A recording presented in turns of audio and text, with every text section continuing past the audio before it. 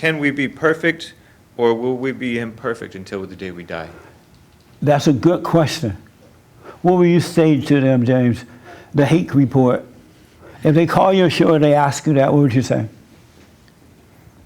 Well, I think that we can be perfect because it seems like that's what the Bible says pretty clearly. Yeah. But we should be holy and we should be perfect. But I don't know if we know what perfect means. And then, like, I also know Who that it is says, we? Well, I don't know if I know what perfect means. I was trying to see and like there's the some person who's ghosts around asking you or this. something. I put myself with this person who's asking. Oh, okay. Meaning, I don't think this person nor I know. And so what is the question? How can you be perfect? No, it's asking, can you be perfect, or will you be imperfect until the day you die? Okay, good question. Do you want to respond to that?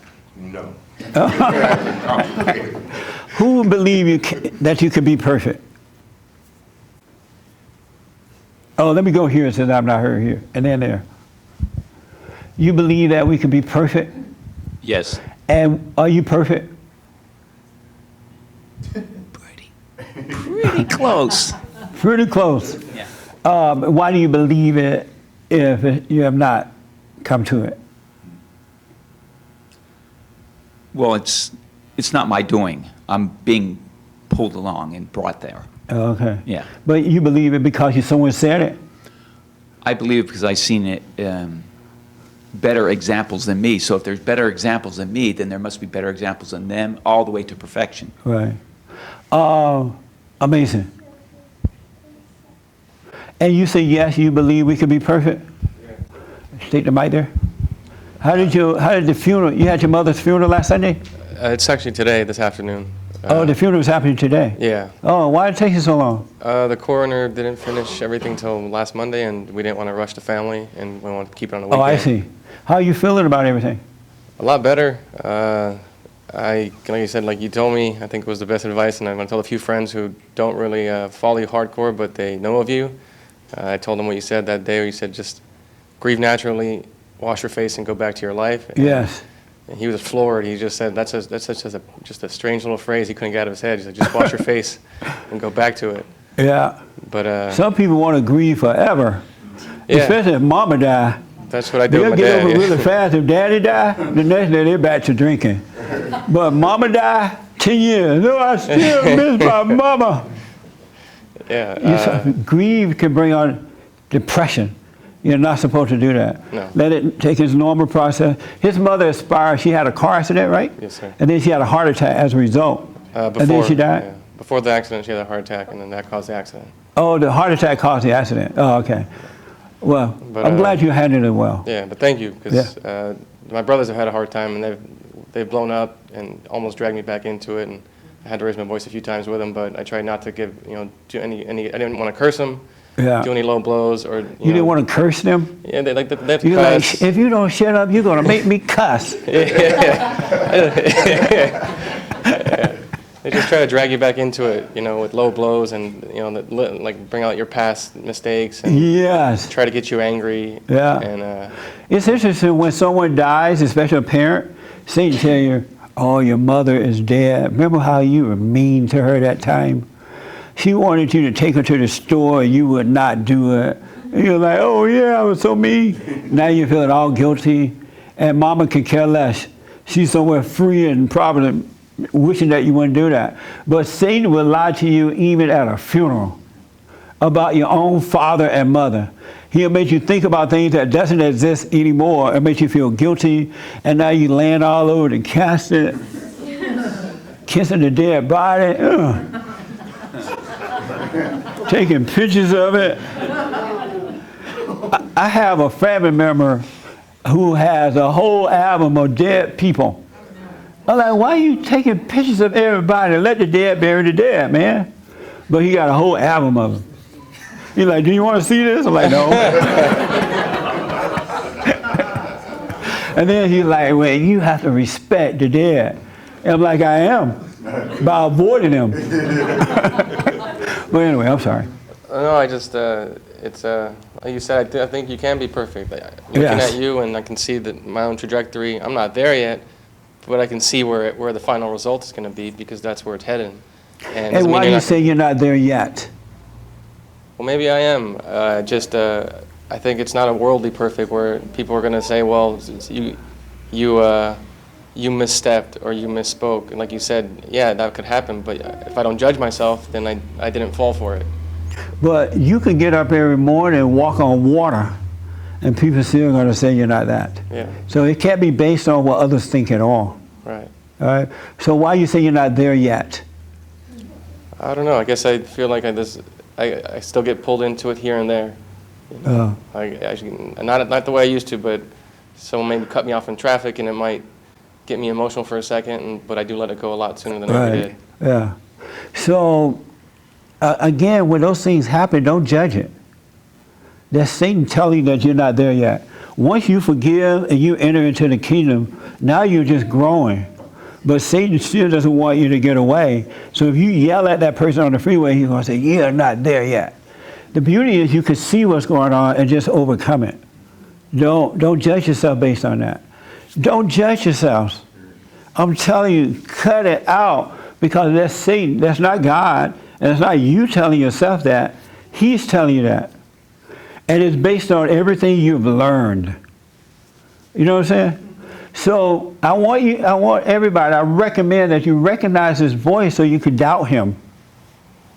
Those thoughts are not your own. Do y'all get that? Do you get it? I'm telling you, and I know I used to live in them. Believe me. My imagination was my home, and it nearly destroyed me. Really. So I know what it's like, but I'm telling you, every thought you get is a lie. So don't believe, and he's involved in everything. That's why God wants you to watch it. That's why he said, bring every thought into captivity. Every one of them.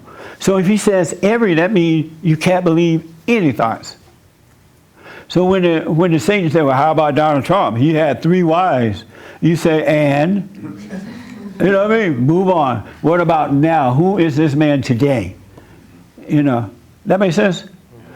So don't be doing that. And so the question is, how do you become perfect, James, or can you be perfect? Can you? Yes, you can.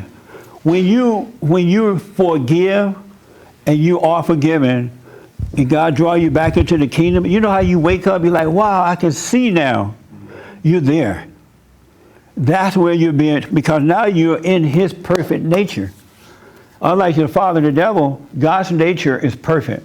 So your nature is his nature, or his nature is yours, right? A perfect nature, perfect love, and God is love.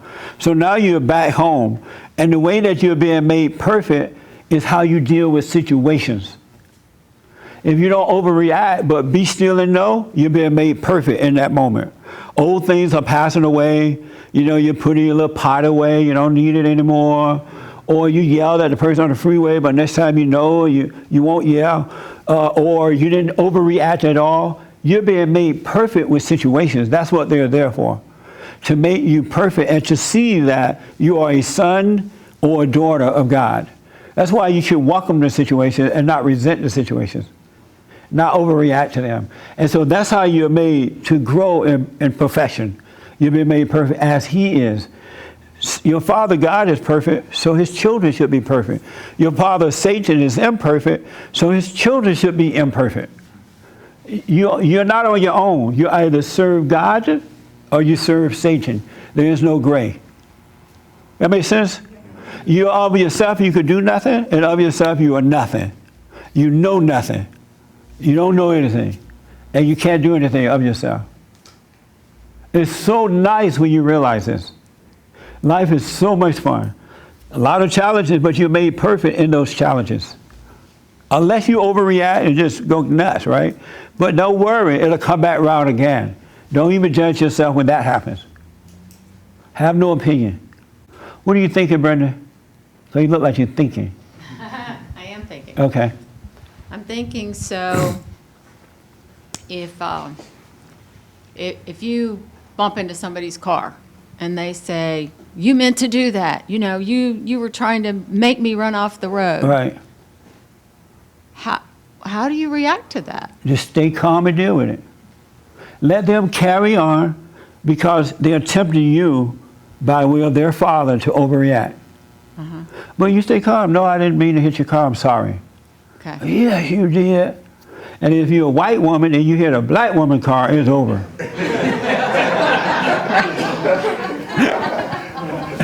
You racist. You saw I was in here. A strong black woman, you just want to hit me. No, black lady, I don't want to hit you. Yes, you do. No, no, no. Just stay calm because that other person is overreacting to challenges, and if they can get you to overreact, they'll feel better because they're taking life from you. Okay. And you fall apart. But let the other person act in it any kind of way they want. There's sometimes people call my radio show and they pretend like they're with me, right? And then they go, nigger! Anybody ever heard that? You nigger! And I'm like hoping that the person don't hang up. You know, they can't say nigger on the radio only because the F what? FCC says you can't use the language. I don't care about it. They can call me nigger all day, right? Right. But I want to find out from them, what's making you call me nigger? You know, what did I do to you? What caused it? I would love to have a conversation with them because that's another human being. It's not me. And his or her words are not penetrating, so I can see that they have an issue. You got to have an issue to dial a number and call somebody a nigger that you don't even know and then hang up. Right. You got to have compassion for that person. And so I don't overreact to it, thank God. That makes sense? Yes. Thank you. Likewise, the same thing when you have a car accident, just practice being aware. Okay. It'll work out. Okay. Even if the other person is wrong, forgive them and just deal with the situation. Okay. That makes sense? Yes. Yes.